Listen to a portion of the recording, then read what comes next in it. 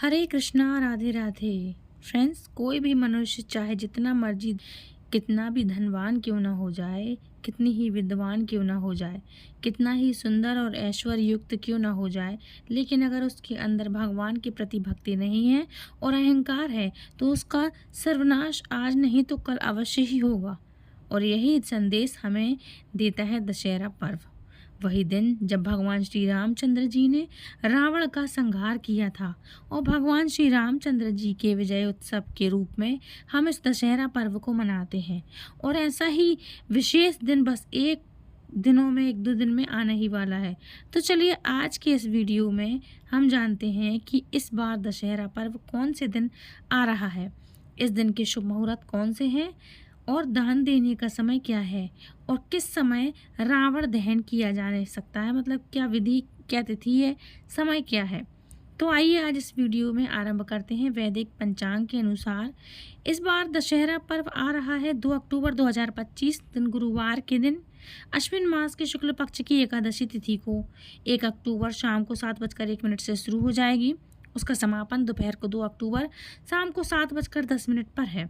इसलिए उदय तिथि के अनुसार इस बार दशहरा पर्व 2 अक्टूबर गुरुवार के दिन मनाया जाएगा। इस दिन प्रातःकाल ब्रह्म मुहूर्त का समय होगा सुबह 4:38 से लेकर के 5:26 तक। प्रातःकालीन पूजा अर्चना का समय रहेगा सुबह 5:02 से लेकर के 6:15 तक। सूर्योदय होगा सुबह 6:15 पर और शाम को सूर्यास्त का समय रहेगा शाम को 6:06 पर। संध्याकालीन पूजा अर्चन करने का समय रहेगा शाम को 6:06 से लेकर के 7:19 तक। इसलिए इस दिन विजय मुहूर्त लगेगा दोपहर को 2:09 से लेकर के 2:56 तक के बीच में। और अभिजीत मुहूर्त का समय रहेगा सुबह 11:46 से लेकर के 12:34 तक। इस बार दशहरा के दिन संपूर्ण दिन के दौरान रवि योग बन रहा है। इस दिन रवि योग के साथ साथ सुकर्मा योग और ध्रुति योग भी बन रहा है। इस बार सुकर्मा योग सुबह शुरू हो जाएगा और रात्रि 11:29 तक रहेगा। इसके बाद ध्रुति योग शुरू हो जाएगा। दशहरा के दिन उत्तराषाढ़ नक्षत्र भी है जो प्रातः काल से शुरू होगा और सुबह 9:13 तक रहने वाला है। और इसके बाद श्रवण नक्षत्र आरंभ हो जाएगा।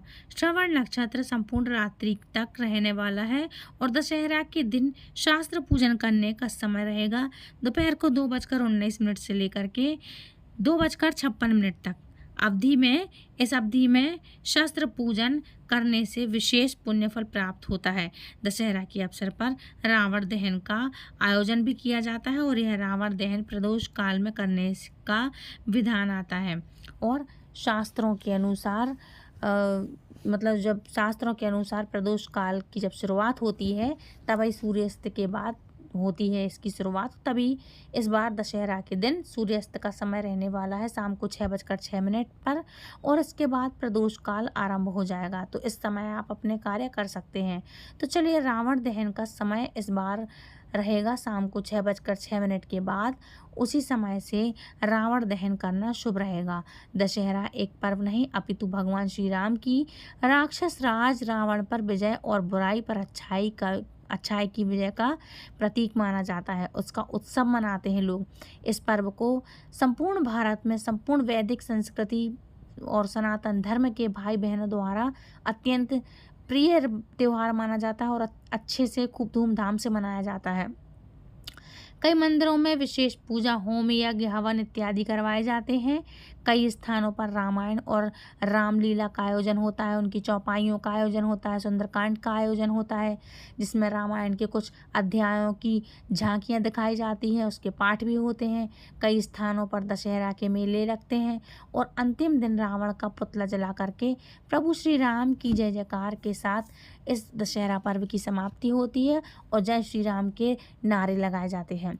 रावण जो बुराई का प्रतीक था उसका दशहरा के दिन दशहरा करके हमें अपने अंदर छिपे हुए रावण रूपी क्रोध, हिंसा, द्वेष जैसे दानवों का दहन करना चाहिए और यही दशहरा का वास्तविक संदेश है। तो यह थी आने वाली दशहरा पर्व की विषय में संपूर्ण जानकारी। आशा है यह जानकारी आपको उपयोगी लगी होगी। अगर ऐसा है तो वीडियो को लाइक करके सभी मित्रों परिजनों को भी ज़रूर से आप शेयर करिएगा। उन्हें भी कहिए कि बस दशहरा पर्व आने वाला है तो तैयार हो जाएं उसका पूर्ण उत्साह से पालन करने के लिए।